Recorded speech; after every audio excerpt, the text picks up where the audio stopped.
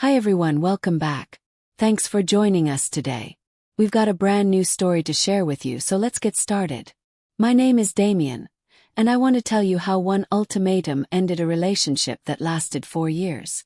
When my fiancée looked me straight in the eyes and said, "It's either me or them," she thought she already knew what I would choose. For years, I had always given in to avoid arguments and keep things peaceful. But this time I didn't give in, and my response shocked her. Before you jump to conclusions, let me explain everything so it all makes sense. I met Liliana, my fiancée, at a casual weekend get-together at a friend's place. She arrived with a group of girls I hadn't met before. They were all attractive, but something about her stood out to me. As the night went on, someone suggested playing some icebreaker games. By chance, Liliana and I ended up on the same team. We weren't amazing, but we weren't bad either. We won a few games and lost a few, but what stood out was how easily we got along. She didn't take things too seriously, and she had a sharp sense of humor. There was a natural flow between us, like we had known each other longer than just a few hours. At the end of the night, I asked for her number so we could keep in touch, and she gave it to me without hesitation.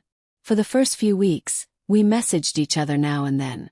Honestly, there wasn't any obvious romance at the beginning, but somewhere along the way things changed. I can't even say exactly when it turned romantic. One day we were just friends, and the next we were exploring a deeper connection.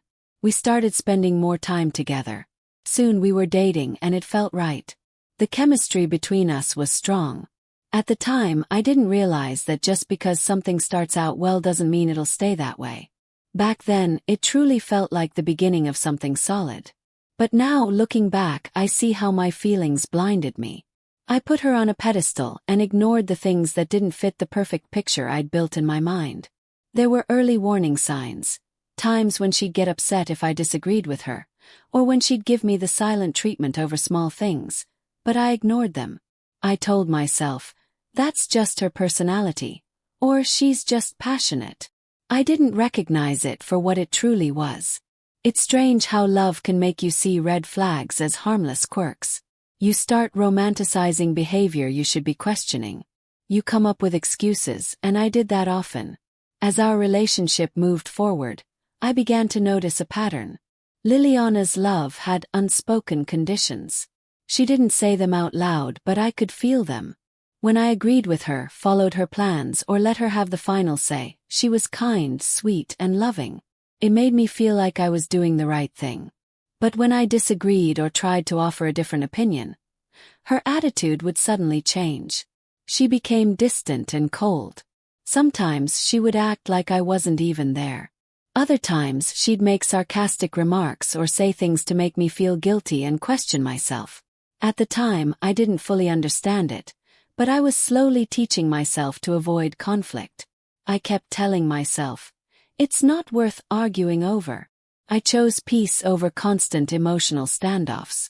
Little by little, I started agreeing with things I didn't actually feel, just to keep the peace. I convinced myself I was being understanding, that compromise was part of love. But deep down I knew the truth. I was walking on eggshells.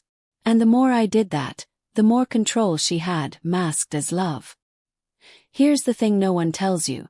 Sometimes control comes wrapped in affection, in I love you-s, in I just want what's best for us. But you don't see it until you're deep in it, wondering when you stop being honest with yourself. That's where I found myself. On the surface, everything looked stable. Liliana and I were professionals. She worked in healthcare administration, and I held down a corporate job in operations. But when the weekend came, that's when I truly came alive. Saturday mornings were my reset button. I co-hosted a podcast with 2 close friends. What started as a casual idea became something I looked forward to every week. It wasn't Joe Rogan numbers, but it was growing, and more importantly, it fulfilled me. It gave me a space to create, to laugh, to speak freely. Therapy I didn't have to pay for. But Liliana never liked the podcast. First, it didn't bother me. She'd roll her eyes when I brought it up, or say she was too tired to listen, pretending to be disinterested. But I could tell her attention wasn't there. I brushed it off as a difference in hobbies. No big deal, right? Then it started to turn into something else. Every time I mentioned my podcast crew, especially my two co-hosts, she'd tighten up. If I invited her to one of our hangouts, she'd ask who was coming. And the moment she found out they'd be there, she'd back out saying, "I think I'll sit this one out." At first, I thought it was just a personality clash. Maybe she didn't click with their humor or felt left out when we joked around. But the signs kept adding up. Every time I spent time with the guys, she'd be cold with me afterward. If I texted her while I was with them, her replies were short and dry. When I came home, she'd ask questions like, "What did you talk about?" Almost like she was trying to find out if they were discussing something she didn't want me to hear. But when I canceled plans with the guys or didn't bring them up at all, suddenly she was happy. She was playful. Everything seemed sweet. That's when I realized it wasn't just about the podcast anymore. It was about control. She didn't like them because she saw them as a threat. They knew me before her. They challenged me. They told me the truth, even when it wasn't easy to hear. And she didn't want that influence around. She didn't want the confident, independent version of me. She wanted me to be compliant, to agree with everything. Just her and me, no outside perspectives. Looking back now, I can say this. Once someone starts trying to isolate you from the people who truly know and support you, that's not love. That's control, disguised as concern. Took me a while to see it, but once I did, everything else started to make sense. The podcast wasn't just a hobby. It was the last part of me she couldn't control, and that made it a problem for her. As the podcast grew, gaining followers, shout-outs, and even sponsorship interest, I finally felt alive creatively. It was the one place I felt free, until the control started creeping into that space too. Naturally, I was excited. I shared every small milestone with Liliana. I'd come home full of energy after a great recording or after hitting a new listener goal.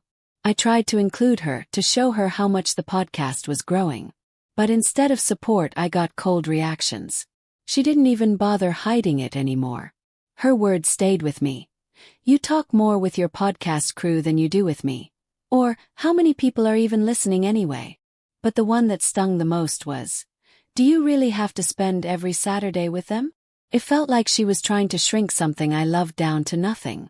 Her resentment wasn't subtle anymore. That's when I started pulling away emotionally.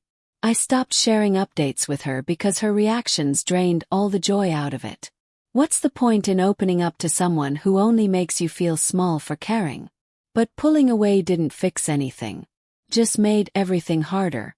Our conversations turned into emotional traps. Every little topic became a potential argument. One day we got into another long, exhausting back and forth. I don't even remember what sparked it. Somewhere in the middle, she asked me to cut back on podcast time for us. She said it was about connection, about compromise, but I knew what it really was. I didn't try to explain myself. I just said it directly. The podcast is the one thing that makes me feel alive outside of work. I'm not giving it up just because you don't like the people I do it with. She didn't like that. I saw it in her eyes. She was used to me folding, but this time I didn't. From there, things spiraled. We were already engaged by then. Wedding plans were underway. But instead of bringing us closer, they just made all the cracks more visible. We argued more. Even small decisions became major fights. Then one day, during another heated conversation, she gave me an ultimatum. "It's either me or them. You choose." She said it like she already knew how I'd respond, like she expected me to cave again. But I didn't. I looked at her calmly and said, "I'm not giving up the one thing that brings me peace just to avoid another argument." That's when she took off her ring. Told me I'd never see her again. I looked her in the eye and said, "You should have thought about that before risking a 4-year relationship on a choice you assumed I'd make." And just like that she walked out, expecting me to chase her like I always had. But I didn't. Whole week passed. No text, no calls. Then she reached out first, this time with guilt. That was her way in. She said my friends had turned me against her. That I had chosen them over us. That I must have never truly loved her if I could let go of everything so easily. And I just sat there stunned. Not because I believed her, but because I couldn't believe how differently she saw things. It was like we lived in two different realities. In hers, I was the one who betrayed her by setting boundaries. In mine, I had finally stood up for myself. I didn't argue. I just ended the call before I said something I'd regret. That conversation sent me into a season of deep reflection. I started replaying moments I had brushed off. I realized how, over time, love had slowly become obedience. And that made sense. Some people don't want love that understands, they want love that obeys. Few months later, she reached out again. She said she'd been doing work on herself, that she now saw where things had gone wrong. She said she missed me and that she'd changed. And honestly, that stirred something in me. I didn't jump back in, but I did agree to talk. Gave her a chance. And for a while things were better. She listened more. And I thought maybe we could rewrite our story with a different kind of ink. But the old patterns crept back in. Subtle guilt when I chose a weekend with a podcast instead of her. Questions that sounded like concern but felt like control. This time I saw it clearly. I didn't wait for things to get worse. I ended it early. Because here's what I learned. Sometimes it takes the wrong kind of love twice to finally understand what the right kind should feel like. Love shouldn't feel like a performance. Should feel like peace. And once you've tasted that peace, you'll never go back to walking on eggshells and calling it romance. Thanks for sticking with me through all of this. Looking back, there are a few hard lessons I had to learn. Lessons I wish someone had told me earlier. First, never accept emotional neglect just because you love someone. Love isn't supposed to drain you or make you question your worth every time you speak up. I used to think being a good partner meant keeping the peace and letting things slide. But what I was really doing was shrinking myself just to keep her comfortable. Second, pay attention to patterns, not just apologies. Anyone can say sorry after blowing up. Anyone can promise to change. But the truth is in what they do repeatedly, not what they say once in a while. I ignored the red flags because I was in love with the version of her I created in my head. But an apology without real change is just manipulation dressed in soft words. And lastly, when someone shows you how they really see you, believe them. Don't hold on hoping they'll one day become the person you imagined. She showed me over and over again that she didn't want a partner. She wanted someone who would follow. The moment I stepped outside that role, everything shifted. So if someone's love feels like something you constantly have to earn, instead of a safe place to just be, you're not in love. You're being controlled. Now let me ask you something real. If you were in my shoes, if someone you spent 4 years with told you to choose between them and the one thing that makes you feel alive, what would you choose? It's not an easy choice, but sometimes it's a necessary one. If anything in this story hit home for you, if you saw yourself in it or it reminded you of someone you care about, do me a favor. Share this with them. Let them know they're not crazy. Their feelings are valid. And they deserve better. Thanks for being here.